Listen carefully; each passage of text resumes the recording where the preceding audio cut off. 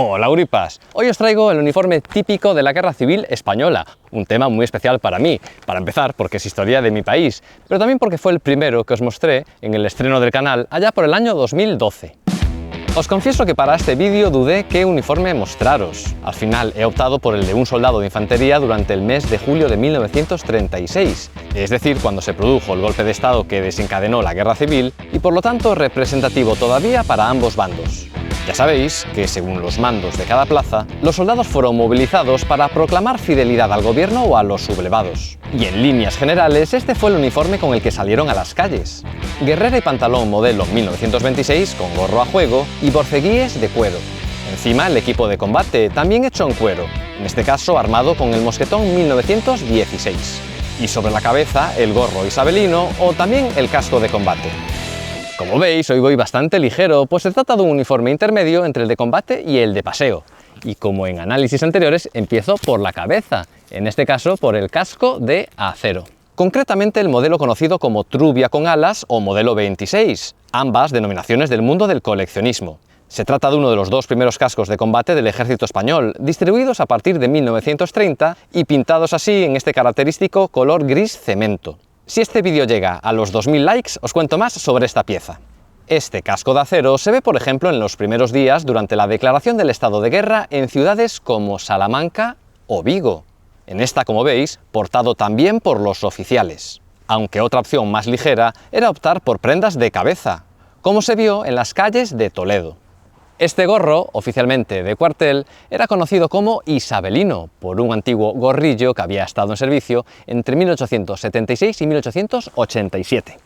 Curiosamente, se había introducido en 1926 exclusivamente para los oficiales, extendiéndose en 1927 a suboficiales y finalmente desde 1933 se autorizó también como gorro de diario para las clases de tropa. Que sepáis que hasta esa fecha los soldados habían usado boina.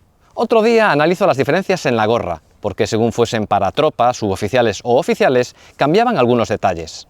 Comentaba que el gorrillo se introdujo en 1926 y es que esa fecha es muy importante para la uniformología del ejército español, porque ese año vio nacer una nueva uniformidad, el llamado uniforme único, con el que se pretendía abaratar costes al tener que dejar de fabricar distintos uniformes según el tipo de unidad. Aunque bueno, único tampoco fue, porque en esta unificación se quedaron fuera bastantes cuerpos como la aviación, la legión, los regulares, la Guardia Civil, carabineros o la Marina. Por cierto que este color, de alguna manera, fue el primero en el ejército español con un sentido de camuflaje. Lo ideal es que ambas prendas coincidiesen en el tono, pero teniendo en cuenta los estándares de la época y sobre todo tratándose de tropas de reemplazo, podían producirse estas diferencias. La guerrera de algodón cuenta con cuello vuelto, a la marinera que se decía en la época, y como veis solo tiene bolsillos a la altura del pecho. Esto en la versión para soldados, porque los oficiales tenían también bolsillos en la parte de abajo. Y como dato, contaros que los botones son muy característicos. Están hechos de pasta en color marrón. En cuanto al pantalón, técnicamente conocido como calzón polaina, a veces llamado de tipo granadero, es como veis ancho a la altura de los muslos, pero se ciñe a los tobillos mediante una pieza cerrada con botones. Si os fijáis, abajo cuenta con una trabilla que se ajusta a uno de los botones y que, como su nombre indica, cumple la función de una polaina, es decir, impide que entren elementos dentro del calzado, además de evitar que el bajo del pantalón se enganche e incluso que se cuelen pequeños animales pierna arriba. En los pies, los soldados calzaban borceguíes de cuero, aunque en verano era habitual cambiarlos por unas más prácticas alpargatas.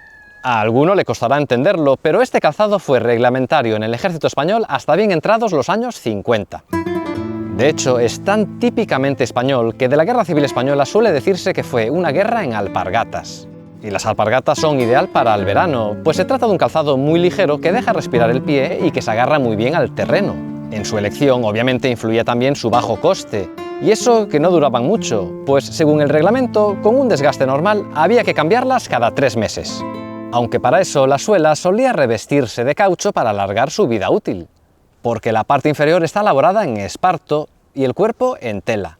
Como veis, todo fibras naturales para ahorrar en cuero, un material mucho más caro. De hecho, era preferible no desgastar las botas y reservarlas para la época invernal. Por cierto, existieron distintos modelos de alpargata, blancas, negras, generalmente cerradas pero también abiertas, e incluso existió un modelo más alto denominado bota alpargata, típico de la Legión. Decía lo de ahorrar cuero porque esa materia prima se reservaba, por ejemplo, para el equipo de combate, el conocido como sistema Carniago, formado por 3 cartucheras portamunición unidas tanto al cinto como a las trinchas, que tienen forma de Y, es decir, 2 tiras delanteras y una trasera.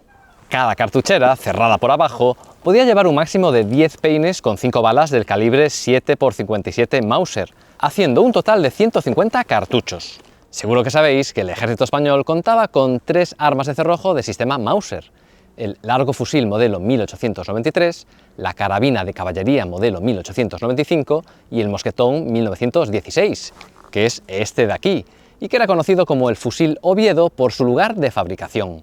La última pieza del sistema Carniago es el tahalí, que es la forma reglamentaria de llamar al portabayonetas. Existían 2 versiones, llamado cuchillo bayoneta, con un filo de 37 centímetros, que es este, y uno más largo de 52, denominado machete.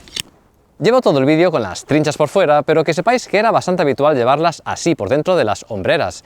Esto no sé si era reglamentario en caso de desfile. Lo que es seguro es que el color escogido en el ejército español para el equipo de combate fue el marrón avellana, el mismo que, por ejemplo, los borceguíes, y que en general encontraréis en cualquier pieza de cuero de la época.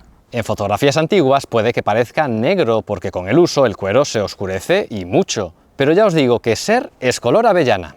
Es cierto que durante los años 30 algunas unidades ya utilizaban el negro, se me ocurre por ejemplo la Legión o la Guardia de Asalto, pero salvo muy pocas excepciones, el ejército español utilizó el color marrón hasta los años 40, cuando se adoptó oficialmente el negro. Acerca del equipo de combate, me faltó contaros que en relieve, sobre la chapa de la hebilla del ceñidor, se encuentra el emblema del arma o cuerpo correspondiente, en este caso el de infantería, formado por un aspa compuesto por un arcabuz y una espada detrás de una cornetilla. Pero que sepáis que existen muchos más modelos, todos así apaisados, salvo, hablo de memoria, el de la Legión, con una versión vertical. A ver si preparo un vídeo sobre el tema de las hebillas. Y que sepáis que el emblema iba repetido en los cuellos de la guerrera. Ya veis, otra vez el de infantería, claro. Un diseño adoptado en 1925 que durante la República sufrió un pequeño cambio estético, eliminándose tanto la corona como el fondo con el número de la unidad.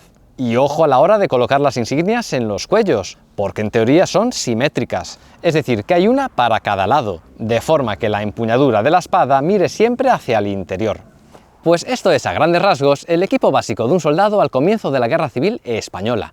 De tratarse del uniforme de campaña, se le añadirían otras piezas, como la cantimplora, una bolsa de costado, el morral de espalda, la manta, pero todo eso lo dejamos para una segunda descripción de uniformes. Y ya sabéis, a medida que vaya analizando cada una de estas piezas en detalle, iré añadiendo los enlaces en la descripción de este vídeo. Un vídeo que espero que os haya gustado. Os leo en comentarios. Nada más, guripas, os espero en el próximo vídeo y rompan filas.